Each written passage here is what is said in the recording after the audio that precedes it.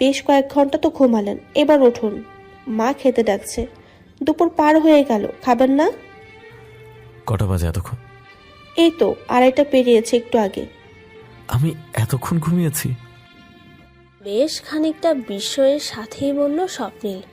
ওর চাহনি খেয়াল করে মুখ টিপে হেসে মাথা নাড়ালো রাহিতা, আর চোখে কিছুক্ষণ সেদিকে চেয়ে কিছুক্ষণ পর গলা ঝেড়ে স্বপ্নিল বলল, থ্যাংক ইউ রাহিতা, তুমি শুধু আমার উপকারই করেছো।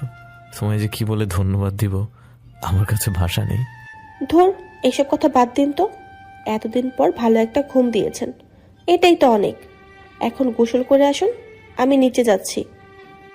কথাটা বলে চলে যেতে উদ্যত হতেই ওর হাত ধরে থামিয়ে দেয় স্বপ্নিল। কিন্তু যেই স্থানে রাহিতার হাত লেগেছিল সেদিন, নিজের অজান্তেই ওখানে চেপে ধরায় ব্যথা পায় রাহিতা। আনমনেই আহ সূচক ধ্বনি বেরিয়ে আসে ওর মুখ থেকে। চমকে উঠে ওর হাতের দিক তাকাতেই মনটা খারাপ হয়ে যায় স্বপ্নিলের। আস্তে ধীরে হাত সরিয়ে নেয় সেখান থেকে। এতক্ষণে ওর নীরবতা দেখে রাহিতা কিছু বলার জন্য মুখ খুলতেই ওকে বাহু ধরে বিছানায় বসিয়ে দেয় স্বপ্নিল। এরপর হুট করে নিজেই উঠে যায় বিছানা থেকে। রাহিতা চুপচাপ ওর কর্মকাণ্ড দেখছিল। এরই মাঝে ফার্স্ট এড বক্স থেকে মলম বের করে নিয়ে আসে স্বপ্নিল। ওকে মলম আনতে দেখে রাহিতা বলে, এখন মলম লাগানোর দরকার নেই আর, কাল সামিরা লাগিয়ে দিয়েছিল তো, আপনি রাখুন এটা। কিন্তু স্বপ্নিল নির্বিকারভাবে ওর পাশে বসে মলম বের করে হাতে ভরিয়ে ওর ক্ষতস্থানে লাগাতে ধরতেই ঈষৎ চিনচিনে ব্যথায় রাহিতা কুঁকড়ে ওঠে। কি করছেন? বললাম তো আমার লাগবে না, লাগানোর দরকার নেই মলম। হ্যাঁ, এত কথা বলো কেন? তোমার না লাগলেও আমার লাগবে। ব্যথা যখন আমিই দিয়েছি তখন প্রশমন করার অধিকারটা তো আমারই, তাই না? চুপচাপ আমাকে আমার কাজ করতে দাও। এতক্ষণে মুখ খুলে স্বপ্নিল রাহিতার ক্ষতস্থানে ফু দিতে দিতে স্বাভাবিক কণ্ঠে জানিয়ে দেয় নিজের উত্তর। এদিকে ওর এমন সহজ স্বীকারোক্তি ও দায়িত্ববোধ মুগ্ধ করে রাহিতাকে। স্বপ্নিল কি তবে সত্যিই পরিবর্তন হতে শুরু করেছে? ওর সাথে নিজের সম্পর্ককে মেনে নিতে শুরু করেছে? রাহিতার মনের মাঝে চলা প্রশ্নের ঘূর্ণিঝড়ের আভাস যেন ওর চোখে মুখে ফুটে ওঠে, যা দৃষ্টিগোচর হয় না স্বপ্নিলের। মলম লাগানো শেষ করে উঠে যেতে যেতে শান্ত কণ্ঠে বলে দিল, আমি জানি হয়তো তুমি অবাক হচ্ছ আমায় এভাবে স্বাভাবিক আচরণ করতে দেখে, বাট ট্রাস্ট মি, এখন আমি বদলে যাওয়ার সিদ্ধান্ত নিয়ে ফেলেছি। এতদিন যা করার করেছি, এবার থেকে অন্তত কখনোই তোমার সাথে খারাপ আচরণ করব না রাহিতা, এবং কাউকে করতেও দিব না সেটা।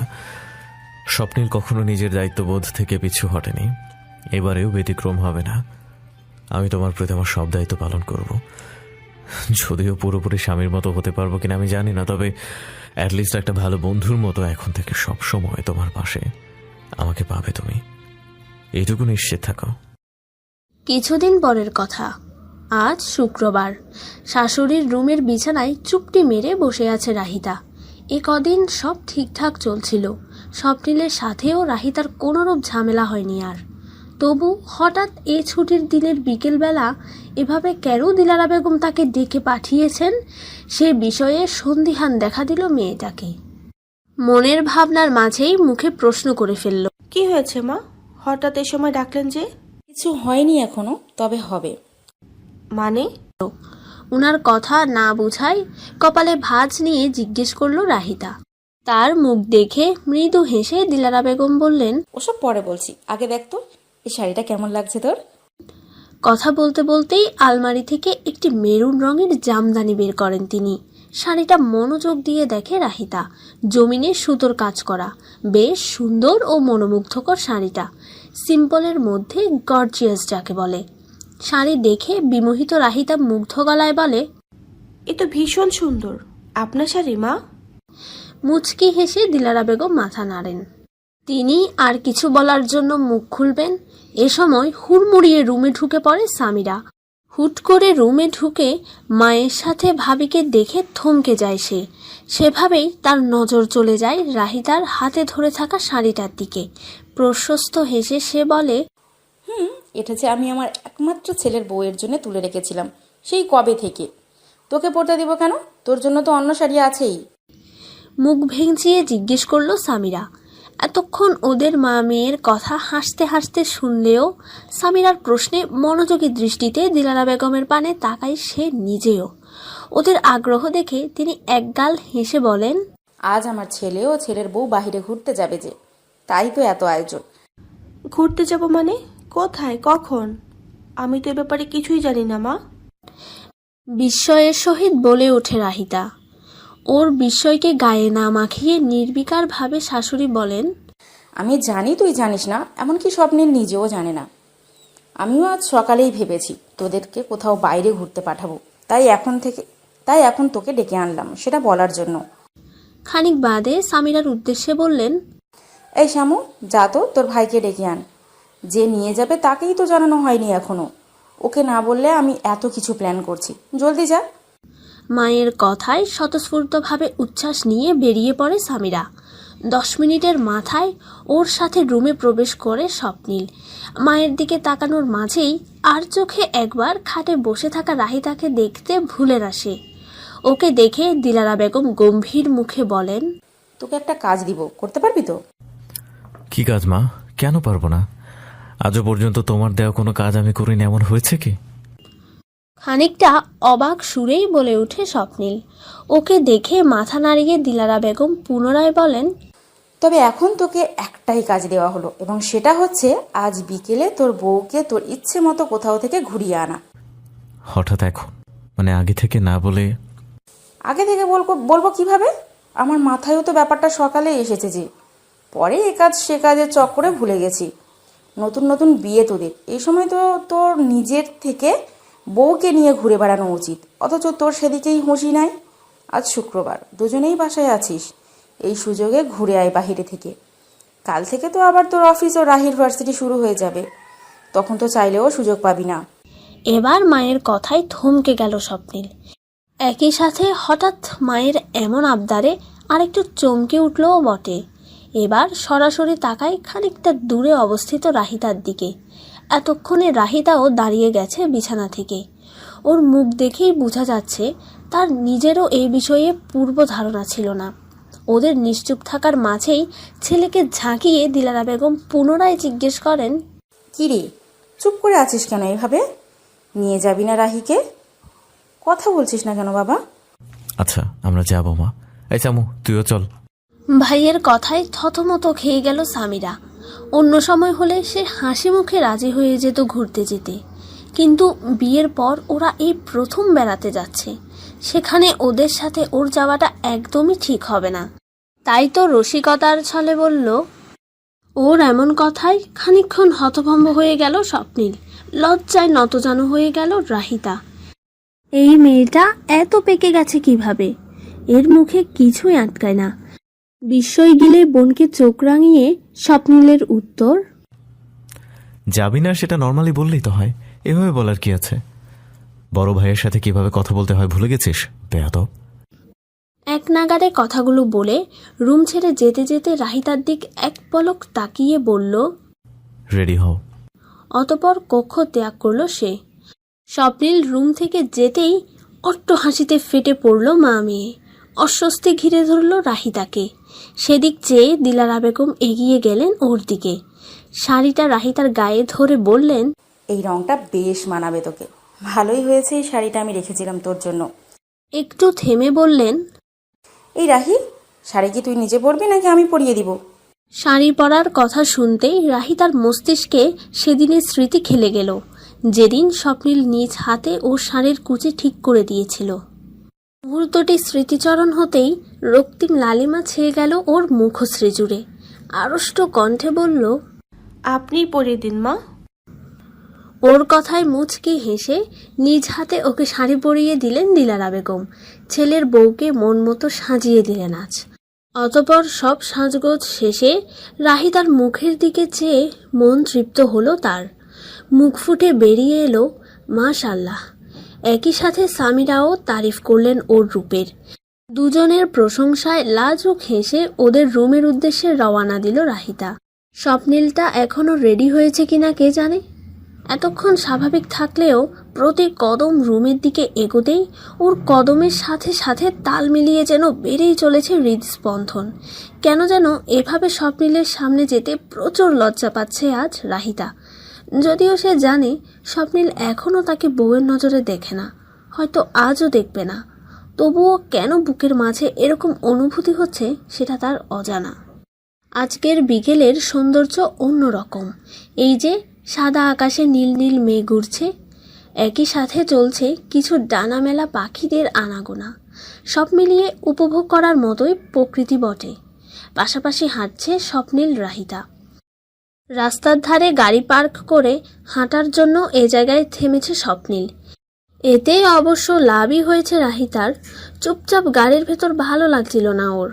এখনও দুজনের মাঝে কথা না হলেও পরিবেশটা বেশ উপভোগ করছে সে। পাশাপাশি হাঁটা হলেও হাত ধরার অবকাশ এখনও আসেনি।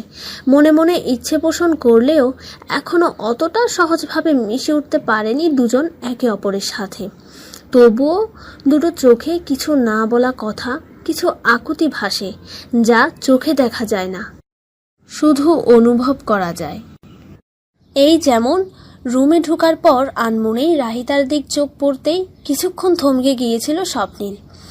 আর চোখে হলেও বিষয়টা খেয়াল করেছে সে, এবং মনে মনে আশা করেছিল অন্তত বন্ধুত্বের খাতিরে হলেও তাকে কেমন লাগছে এ ব্যাপারে ভালো মন্দ কিছু বলবে স্বপ্নিল। কিন্তু মেয়েটার আশায় গুড়ে বালি দিয়ে স্বপ্নিল কিছু না বলে চোখ নামিয়ে ওকে নিজের সাথে নিচে যেতে নির্দেশ দেয় শুধু। এ নিয়ে রাহিতার সামান্য মন খারাপ, কিন্তু ওর মন খারাপ বেশিক্ষণ স্থায়ী হলো না। নিমিষেই স্বপ্নিলের আওয়াজে ঘোর কেটে গেল ওর। এভাবে আকাশের দিকে তাকিয়ে কি দেখছো রাহি?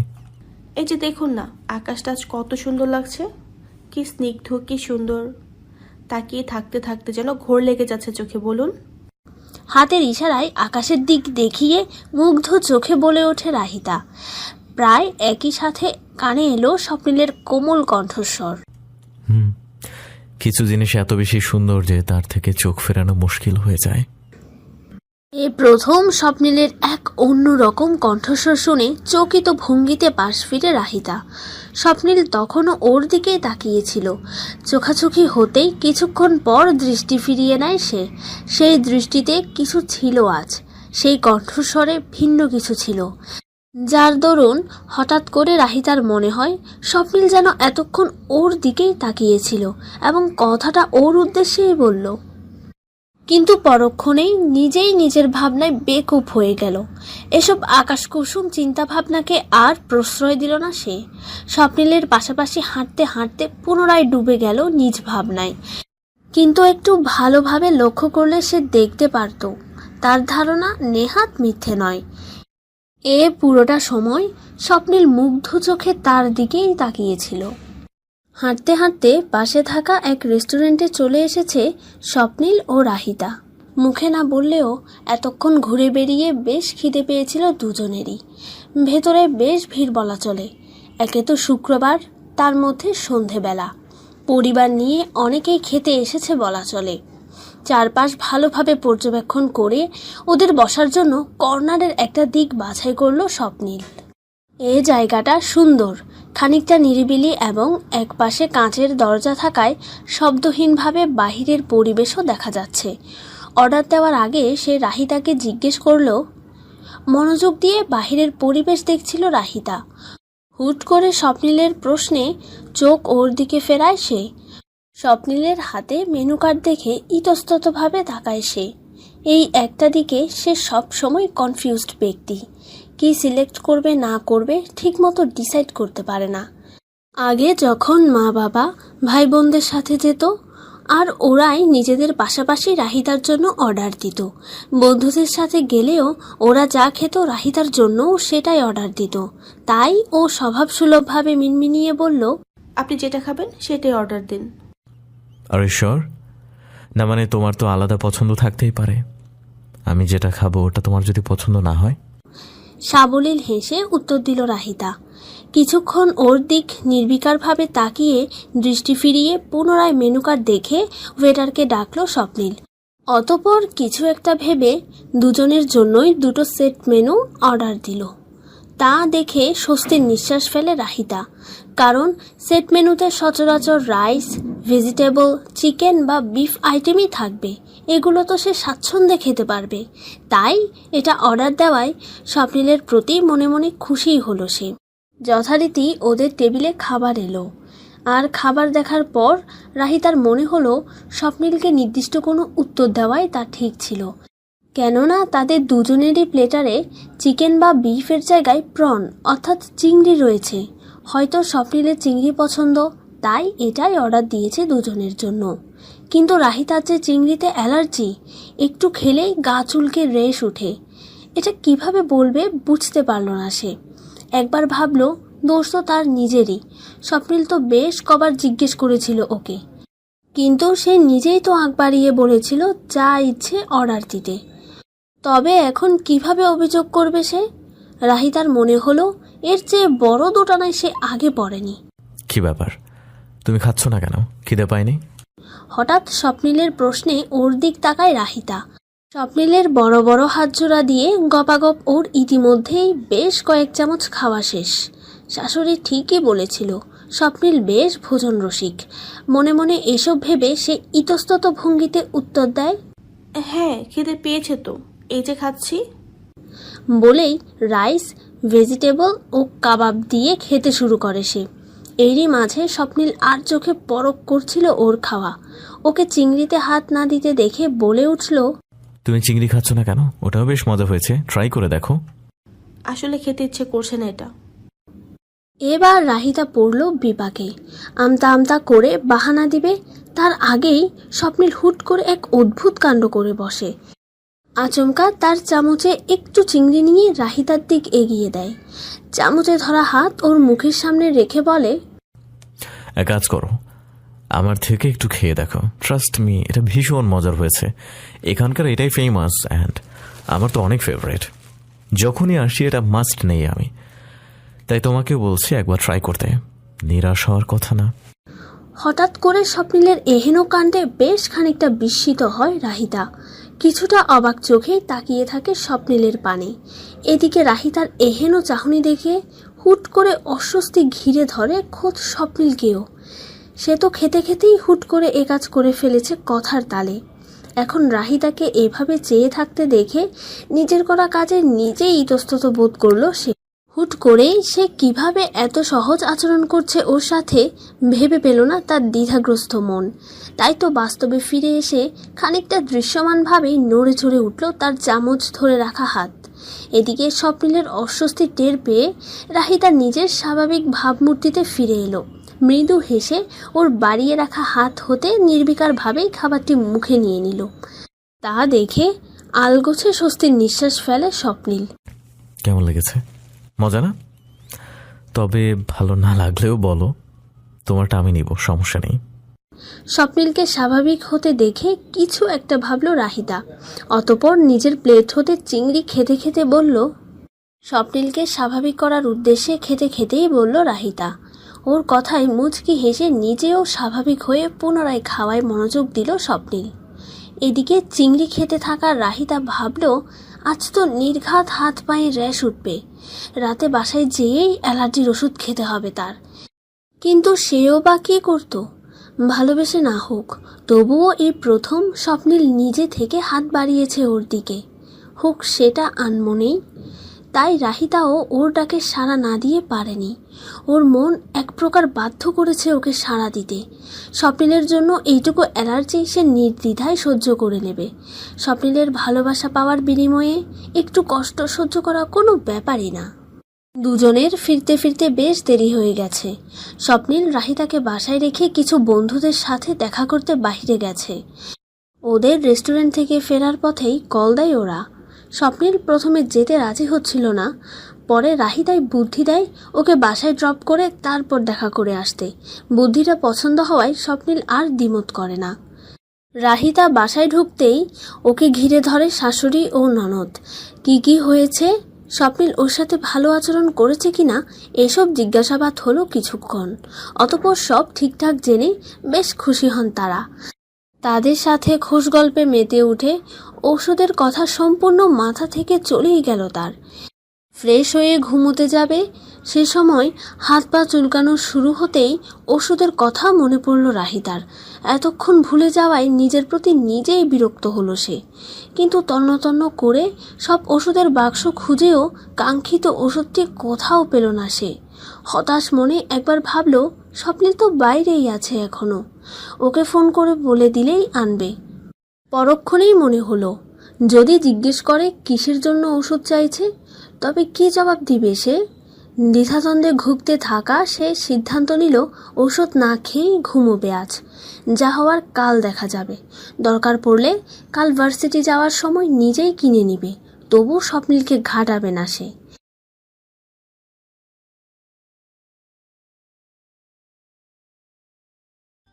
কি খবর রাহিবরি? কতদিন কথা হয় না তোর সাথে। পাইকে তো ভুলেই গেছিস মনে হয়। তোমাদের কি করে ভুলি বলো তো ভাইয়া? এখানে তোমরাও নেই, আমায় চালানোর মানুষও নেই। ওরে দুষ্টু, এ ব্যাপার। তো কি করছিস বল? সব ভালো তো? স্বপ্নিল কেমন আছে? কি করিস তোরা? আমরা ভালো আছি, তুমি বলো তোমাদের কি খবর? হঠাৎ এত রাতে ফোন দিলে যে? সব ঠিক তো? উনি তো বাসায় নেই ভাইয়া, আমরা আজ বাইরে গিয়েছিলাম ঘুরতে। রেস্টুরেন্ট থেকে একেবারে ডিনার সেরেই বাসায় ফিরেছি। আমায় ড্রপ করে তার বন্ধুদের সাথে দেখা করতে গেছে। তোরা দুজনেই শুধু গিয়েছিলি না পুরো পরিবার? আমরা দুজনই। কেন? বাহ, খুব ভালো। জামাইবাবু দেখছি আমার বোনের বেশ ভালো যত্ন নিচ্ছে, খুশি হলাম শুনে। খানিকটা হেসে বলল রৌনক। ওর কথায় ইতস্তত হাসল রাহিতাও। কিছুক্ষণ নীরব থাকার পর রৌনক বলল, তোকে এই সময় ফোন দিয়েছি কারণ আমার হুট করেই মনে পড়লো তোর না সামনের সপ্তাহে পরীক্ষা। প্রিপারেশন কেমন? এই কোর্সের কিছু মেতে যে প্রবলেম ছিল তোর, আমার থেকে বুঝিয়ে নিতে সেগুলো পারিস তো? এবার ভাইয়ের কথায় টনক নড়ে রাহিতার। সামনের সপ্তাহে ওর পরীক্ষা? মুহূর্তেই টেবিলের উপর থাকা ছোট্ট ক্যালেন্ডারে দেখে সে। সত্যিই তো, তার তো মাথা থেকেই বেরিয়ে গিয়েছিল ব্যাপারটা। ভাইয়া না মনে করিয়ে দিলে কি হতো? তবুও ভুলে যাওয়ার কথা স্বীকার করে না সে। মুখে বলে, ভাইয়া মনে আছে, তুমি চিন্তা করো না, আমি প্র্যাকটিস করছি। সব পারার কথা, তবুও প্রবলেম হলে আমি তোমায় ফোন দেব। ঠিক আছে, রাখছি তাহলে। বেশ রাত হয়েছে, কাল ভার্সিটিতে আছে তোর, ঘুমো এখন। এরপর ভাইয়ের সাথে আরও টুকটাক কথা শেষ করে ফোন রেখে দেয় রাহিতা। এতক্ষণে হাত পায়ের চুলকানি বেড়েছে, তবুও মুখ বুজে তা সহ্য করে সে। পরিশেষে কাল ভার্সিটি যেয়ে ফ্রেন্ডসদের থেকে নোটস নিয়ে ভালোভাবে পড়া শুরু করবে, এ ভাবনায় ঘুমানোর উদ্দেশ্যে বিছানায় শুয়ে পড়ে সে। রাত 12টা। স্বপ্নিল বাসায় এসে দেখে রাহিতা কাঁথা মুড়ি দিয়ে শুয়ে আছে। সে ঘুমিয়ে গেছে ভেবে ফ্রেশ হয়ে এসে স্বপ্নিল নিজেও শুয়ে পড়ে ওর পাশে। খানিকক্ষণ এদিক ওদিক করার পরেও যখন চোখে ঘুমের রেশমাত্র নেই, তখন পাশ ফিরে রাহিতার দিক ঘুরল সে। মেয়েটা আপাদমস্তক গা ঢেকে ঘুমোচ্ছে। কি হয়েছে ওর? ঠান্ডা লাগছে কি? কপালে ভাঁজ নিয়ে ভাবে স্বপ্নিল।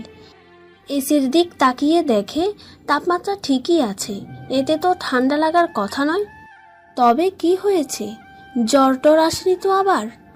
বিচিত্র ভাবনায় মগ্ন সে আলতোভাবে কাঁথা সরিয়ে দিল রাহিতার মুখের উপর থেকে। কপালের উপর উড়ে আসা কিছু চুলের সমাহার, নাকে মুখে বাড়ি খাচ্ছে যেন। তবুও বেঘরে ঘুমোচ্ছে মেয়েটা, কোনো দিকে যেন হুঁশ নেই তার। রাহিতাকে এভাবে ঘুমোতে দেখে নিজ মনেই মৃদু হাসে স্বপ্নিল। খুব সাবধানে কপালের উপর থেকে বহমান কেশগুচ্ছ সরিয়ে দেয় আলতোভাবে। এরই মাঝে ধীরে সুস্থে কপালে হাত দিয়ে চুপিসারে ওর দেহের তাপমাত্রাও পরখ করে নিল সে। না, জ্বর নেই, হয়তো এমনিতেই এভাবে ঘুমোচ্ছিল, নিজ মনেই ভেবে নিল সে। স্বপ্নিলের চিন্তাভাবনার মাঝেই এতক্ষণ সোজা হয়ে থাকা রাহিতা হুট করেই ওর দিক ঘুরে যায়। ঘুমের ঘোরেই এক হাত রেখে দেয় ওর বুকের উপর, চেপে ধরে স্বপ্নিলের টি শার্ট। কিছুক্ষণের জন্য চমকে যায় স্বপ্নিল, থমকে যায় নিঃশ্বাস। কয়েক মুহূর্ত লাগে স্বাভাবিক হতে। অতঃপর আস্তে ধীরে ওর বক্ষে অবস্থানরত রাহিতার কোমল হাত স্পর্শ করে সরিয়ে দেয় নিজ হতে। সেই মুহূর্তে এক অদ্ভুত জিনিস খেয়াল করে স্বপ্নিল। মেয়েটার হাতে লাল লাল কি যেন উঠেছে, দেখতে হালকা র্যাশের মতো লাগছে। কৌতূহলবশত কাঁথা সরিয়ে রাহিতার অপর হাতও টেনে নিয়ে সেটাও লক্ষ্য করে স্বপ্নীল। বিস্মিত সে ড্রিমলাইটের আলোয় অপর হাতেও স্পষ্ট একইরূপ দাগ খেয়াল করে। চিন্তায় কপালের ভাঁজ দৃঢ় হয় স্বপ্নীলের। হয়েছে কি রাহিতার? হাতে এগুলো উঠেছে কেন? কষ্ট হচ্ছে না? আর সবচেয়ে বড় কথা, কাউকে কিছু না বলে সে এগুলো নিয়ে চুপচাপ ঘুমোচ্ছেই বা কেন? কিছুক্ষণ আগে বিস্ময়ে থাকা স্বপ্নীল হুট করে অনুভব করলো ওর বেশ রাগ হচ্ছে রাহিতার উপর, কিন্তু সেটা কেন তা ধরতে পারল না সে। এই রাগ কি ওর নিজের এই অবস্থা করার জন্য, নাকি তাকে কোনো কিছু না জানানোর জন্য? এখনও নিশ্চিত নয় স্বপ্নীল। তবে রাগান্বিত সে মুহূর্ত বিলম্ব না করে রাহিতাকে ঘুম থেকে ডেকে তোলার সিদ্ধান্ত নিল। ওর যে আসল কথা রাহিতার মুখ থেকে জানতেই হবে এখন। তাকে না জানিয়ে এভাবে একা একা কষ্ট সহ্য করে রাহিতাকে নিশ্চিন্তে ঘুমোতে দিবেই না সে, কিছুতেই না। ঘুমের মাঝে বাহুতে টান পড়ায় বেশ বিরক্ত হয় রাহিতা, তবুও চোখ খুলে না সে। বন্ধ হয়ে থাকা চোখ মুখ কুঁচকে দু একবার উফ বলে পুনরায় ঘুমের সাগরে তলিয়ে যায়। ওর এমন ভাবলেশহীন ভাবে ঘুমানো দেখে কিঞ্চিত অবাক হয় স্বপ্নীল। বেশিক্ষণ তো হয়নি ওর ঘুমানোর, ঘণ্টাখানেক হবে হয়তো, তাতেই এই অবস্থা। কিন্তু রাহিতার হাতের দিকে তাকিয়েই তার ধৈর্যের বাঁধ শেষ। না, একে আর ঘুমোতে দেওয়া যাবে না, না উঠলে টেনেই তুলতে হবে। যা ভাবা সেই কাজ। আর কোনো কিছু না ভেবেই রাহিতাকে এক প্রকার জোর করেই শোয়া থেকে উঠে বসালো স্বপ্নীল। তার স্বরে ডেকে উঠল, রাহি, এই রাহি, উঠো বলছি। এই মেয়ে উঠো। কি সমস্যা? এখনো তো সকাল হয়নি, তাহলে ডাকছেন কেন এভাবে? চোখ ডলতে ডলতে বিরক্ত মাখা কণ্ঠে বলে উঠল রাহিতা। এদিকে ওর সদ্য ঘুম ভাঙা নিষ্পাপ মুখের দিকে এক পলক তাকায় স্বপ্নীল, অতঃপর অন্যদিক চেয়ে গলা ঝেড়ে গম্ভীর মুখে বলে, তোর হাতে কি হয়েছে? আমার হাতে? কই? আনমনে কথাটা বলে নিজের হাতের দিক তাকাতেই চুপসে যায় সে। এতক্ষণ ঘুমের রেশে তো ভুলেই বসেছিল সে অ্যালার্জির কথা। এখন কি হবে? সে তো ধরা পড়ে গেছে স্বপ্নীলের কাছে। হুট করে এভাবে ধরা পড়ায় কি উত্তর দিবে তৎক্ষণাৎ ভেবে পায় না রাহিতা। ওর মুখ দেখেই যা ধারণা করার ধরে নেয় স্বপ্নীল। মুখখানা আরেকটু গম্ভীর করে শুধায়, আমি কিছু জিজ্ঞেস করছি রাহিতা। কই? কিছু না তো, এমনি হয়েছে।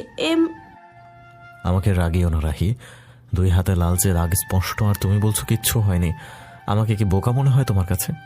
কিভাবে এটা হলো? চুপচাপ বলো।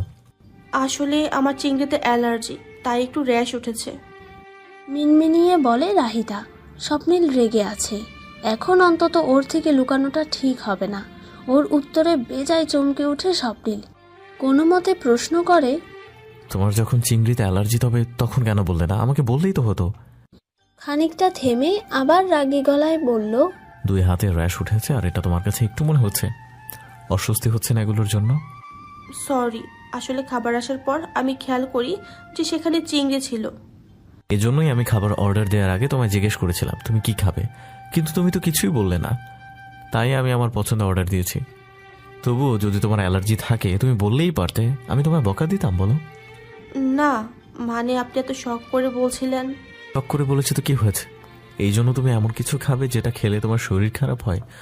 আছো, এটা কি ধরনের ছেলে মানুষই? রাহিতার মুখ থেকে কথা ছিনিয়ে নিয়ে ওকে কথাগুলো বলে স্বপ্নীল। বিয়ের পর থেকে এতদিন রাহিতাকে ওর বয়স অনুযায়ী যথেষ্ট ম্যাচিওর এক মেয়ে হিসেবে জেনে এসেছে ও। সেই রাহিতার দ্বারা আজ এমন ইম্যাচিওর কাজ ঘটতে দেখে অবাক না হয়ে পারেনি সে। এদিকে স্বপ্নীলের থেকে এতগুলো বকা খেয়ে মুখ ভার করে আছে রাহিতা। মনে মনে আফসোস করলো সে, কেন স্বপ্নীল তাকে ভালোবাসে না। যদি ভালোবাসতো তবে সেও বুঝতো কেন রাহিতা তার দেওয়া প্রথম কিছু প্রত্যাখ্যান করতে পারেনি। কিন্তু মনের আফসোসকে সে মনেই রাখলো, মুখ ফুটে বেরোতে দিল না।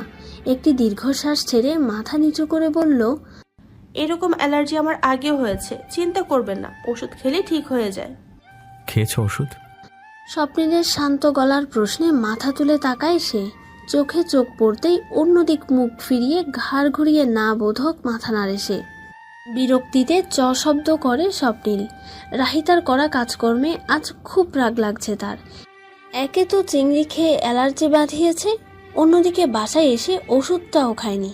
এই কেয়ারলেস মেয়েকে নিয়ে সে কি করবে? আশ্চর্য। ওষুধ খাওনি কেন? ধমকে ওঠে স্বপ্নিল। যে ধমকে ঈষৎ কেঁপে উঠল রাহিতা, আর চোখে স্বপ্নিলের থতমত মুখের দিকে তাকিয়ে নিচু গলায় বিড়বিড়িয়ে বলে,